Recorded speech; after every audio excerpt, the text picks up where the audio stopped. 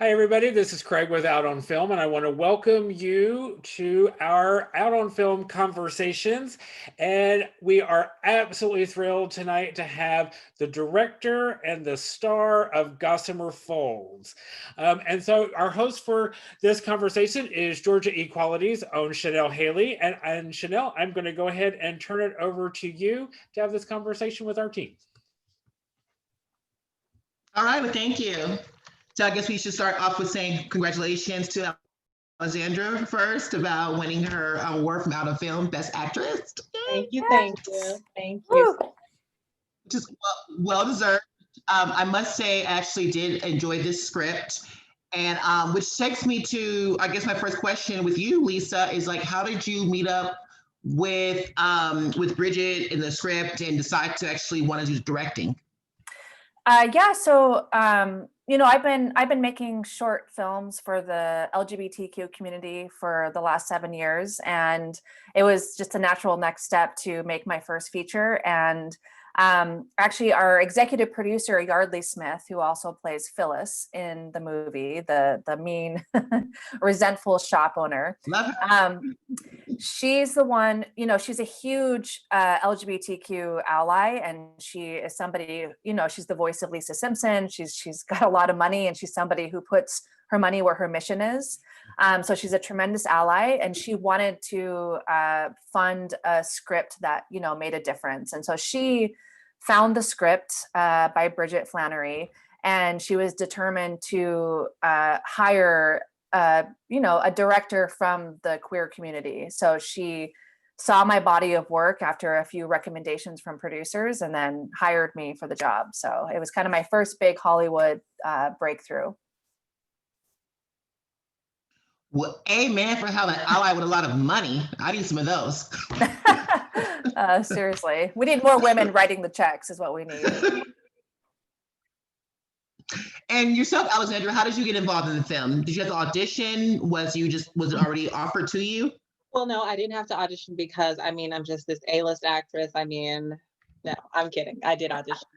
I auditioned like everybody else, and it was great from the moment that I got the script and the sides for the audition. I was just really, really excited.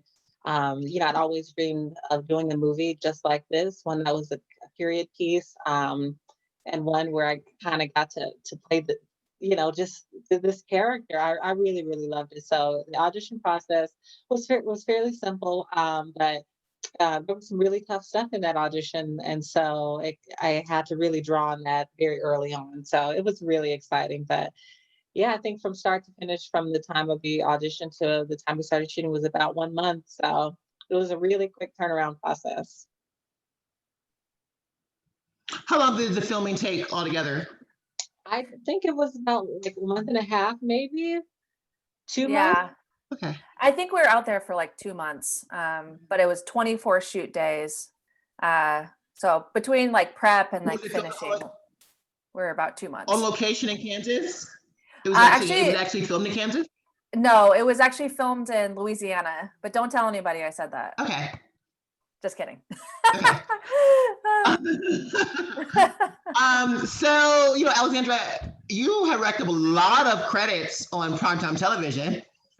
So, do you expect this film, or when will we see you on the big screen in the movie theater? Are you working towards that? What can we do to help you get there? Because, as much as we love you, seeing you on prime time and on television shows, but, you're definitely a leading lady that should be on the big screen. Thank you. I'm just cheesing so hard today. It's probably this lipstick. No, thank you so much. I really appreciate that, and I love it. The last interview I did, the moderator was very, very much like, oh my gosh, and you got to work with this person, and how exciting, and it just really reminds you of how blessed you really are. And to do Gossamer, this was my first movie, the first time ever that I got to kind of be a lead character and have a really fleshed out story.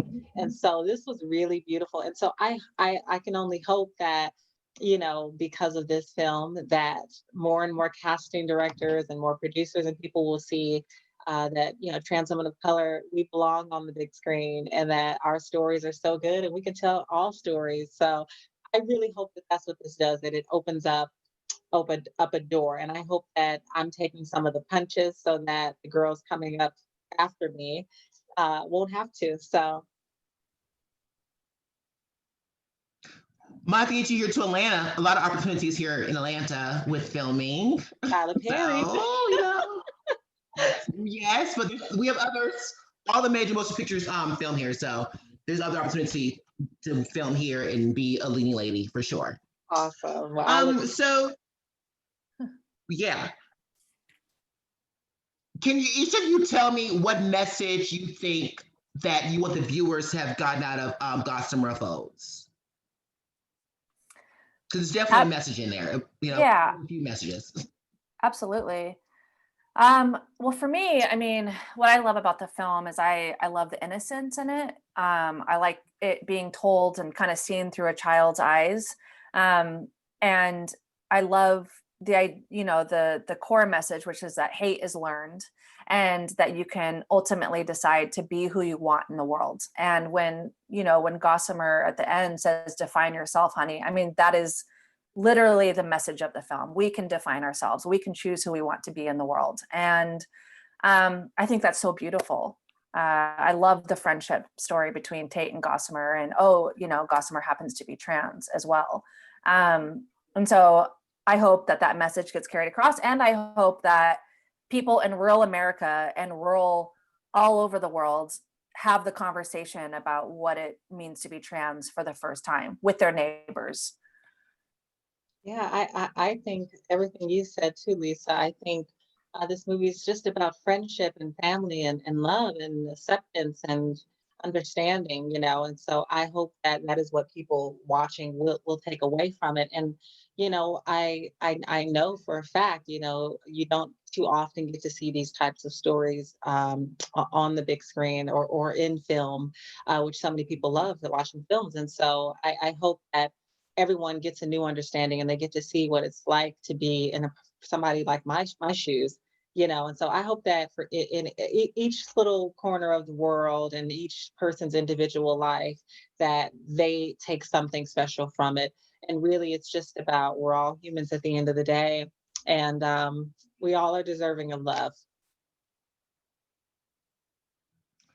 Yeah, I think that you both point on something. So throughout the movie, I kept expecting as Gossamer was getting closer with Tate and, of the babysitting, and then especially at the dinner table, I expected there to be a conversation had and where there was more questions asked about Gossamer and transition, everything like that, but it never happened. And so because it didn't happen, I felt as if the message really was about, if you just get to know a person, then, then that's how it really should be, instead of the preconceived notions that they had originally when the father, called all the derogatory names and didn't want Tate over there and everything. And the mother, was kind of going along with that. But at no point did she ask questions, because she realized that this was a stand-up family and they was helping out, and it just broke down those barriers. And that's something that a lot of us in our everyday life do, that we don't even know that we do. Like, we have our own opinions about things and people and stereotypes, but we never know the people that we meet, if they actually are part of those stereotypes or everything, until we get to know them. And it's better that we get to know them for ourselves than having someone tell us, like what was happening in the beginning of the film. So all of that message stood out a lot to me. Something that I am curious about is the very ending. It's maybe I missed it, but I'm still uncertain if Gossamer actually moved to New York or is Gossamer deceased. Well, thank you so much for sharing all of your takeaways with us. Gossamer is living her best life in New York City, and probably at this point owns her own design store and, just rules the world out there. That's part 2 of this movie. Okay. So there will be a part 2. I know. I wish. I really wanted to end the movie with, ending with Gossamer living her best life in New York City. But we didn't have the budget for that. But that's what the ending implies, is that she sends a letter to Tate telling, him that to define himself, basically. With his I saw that. Yeah. So I thought that maybe was a twist, and that it was like that she maybe sent it ahead of time. It was like just so you can do what you want to do, but because during that scene with the father and him crying, it wasn't really concrete of how someone what she did, and so that's what, like, wait a minute, I'm a little confused. But then there was no funeral, so I was really confused by that. But I'm glad you cleared that up. I'm happy that Gossamer is living her best life in New York, and that finally she maybe got to go to the Pyramid Club. Exactly. So I see that we actually have a question from the audience. So this is for you, Lisa. How is the transition from short film to a feature?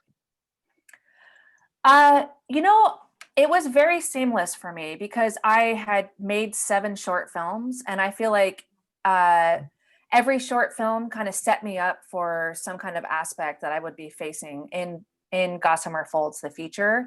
I just exercised. It was like I put myself through film school by making all these shorts. And so I really recommend that for any new filmmakers, is just to focus on finding your voice, honing your craft, and just being patient with that process until you're ready. And that moment will show up for you when you're ready.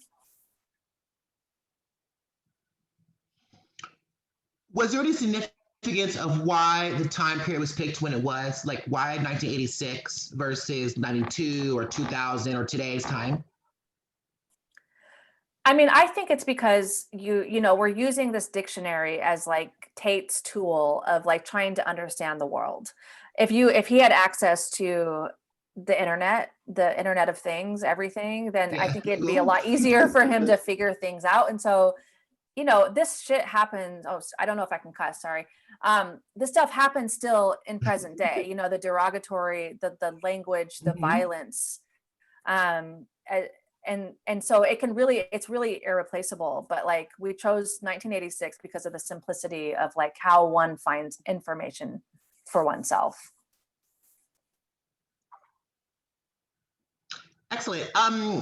So Alexandra, you talked on this a little earlier about like being a leading lady now in this film versus your other work that you've done. Was that a big transition for you? I mean, I'm hearing you sound like you've been setting yourself up for this forever, but also recognizing how the audience is. This is a different audience than what the things I've seen you in, for certain. And so do you hope that will propel you? Was it difficult, especially shooting? Like you said, it was almost 2 months of this shooting versus you probably will go in just for one day to shoot your scenes on these other TV shows. Yeah. So is this a big transition for you? And obviously look forward to it in the future. Yeah, well, we shot this film, I want to say in 2018. And so I feel like I was a completely different person back then, who maybe wasn't as confident and wasn't as sure and maybe wasn't as thorough as an artist as I am now. But I was very, very nervous because, you have those doubts and those fears of, can I do this? And when you've never been given the opportunity and you've always heard no, you sort of doubt yourself. And so I think I carried some of that early on in the early stages of the production. And, Lisa and I just really, we worked through that. It wasn't always easy, but, this is to play a character and to really make her believable. And, it has to be authentic. And so we found out how to get there, but I was definitely a little bit nervous. And I think after doing that movie, it kind of gave me the confidence that I needed to go forward. And I haven't really heard no since. So I've been very, very fortunate to be working nonstop since that film, and that's what it's done for me. And so I hope that conveys to the viewers that they really get to see her heart and her pain, because I did bring a lot of myself and my experience to her. That's amazing. Congratulations on your upcoming path to success and more films that we get to see you in. Lisa, was it very difficult are difficult at all to even do the casting for this film, where people lined up, the roles? Because again, I recognize a lot of these actors, from things that I've seen on mainstream television, and so Yeah.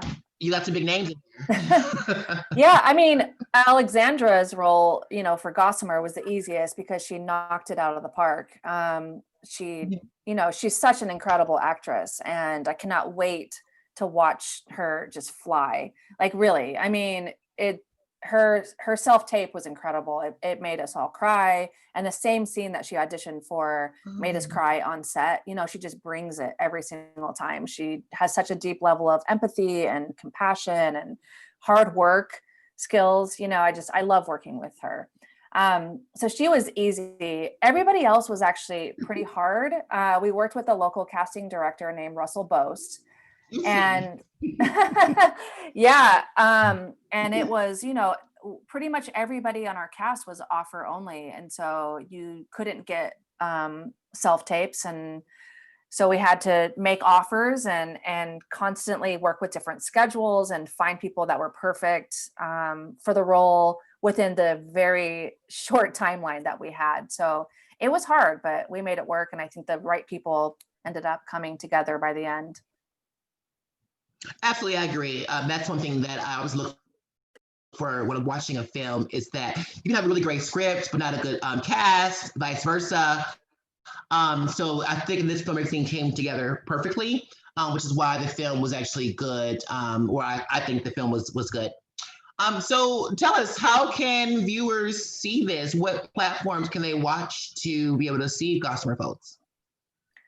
Well, we're in virtual festivals until I think mid-November. So watch it, keep track of us on Instagram. That's kind of like our main hub of how to communicate with our audience. And then we're in the middle of trying to get it sold. And so we have some interested parties, and hopefully we'll be able to put it in theaters early next year and get Alexandra a Spirit Award. And